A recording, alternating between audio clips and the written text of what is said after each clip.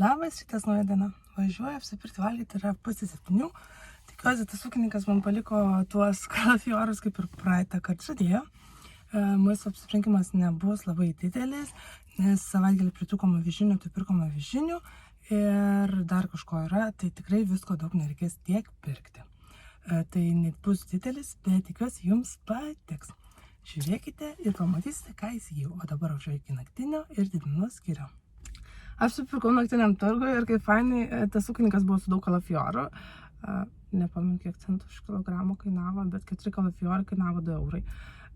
Dar taip pat nusipirkau kopūstų, bulvių ir dar grįžau, apvažiavau ratą agurkų, galvoju noriu, bet sakė, žiauriai yra dabar subrangus, nes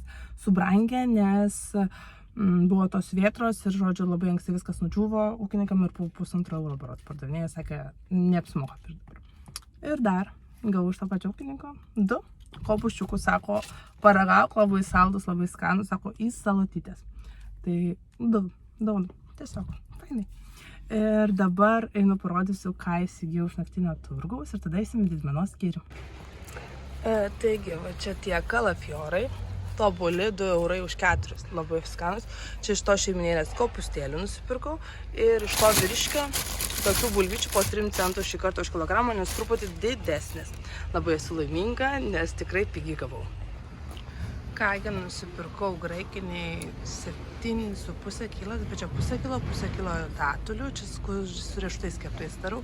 Nektarinai po eurą šiam, pragarbai lyg 3 eurai kilas, paprikos po eurą kem buvo, agurkai 1,5 euro, svogūnai nežinau, pomidorai buvo taip pat po eurą. Dėžės nepirkau, nes ten buvo nelabai gražus, tai geriau apsimokėjau mažesnį kiekį paimti.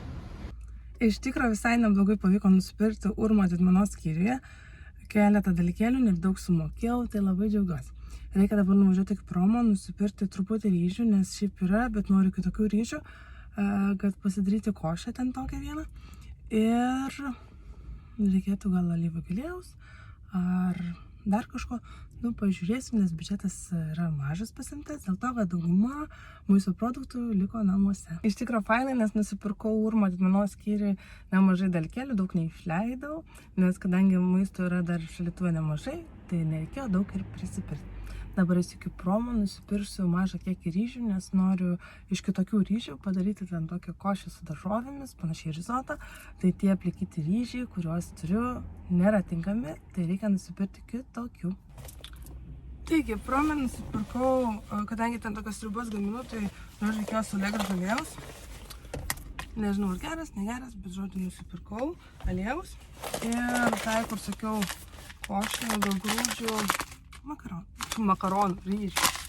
Dabar reikia nuvažiuoti, beliko iki Baivos, nusipirkti tuos savo mėgiamiausius paukštienos prieskonių. Bus galima važiuoti namo, nes tikrai maisto užteks šiai savaitei. Nieko mandro tokio ypatingo nepirkau, bet gavau, iš tikrųjų, manau, nemažai.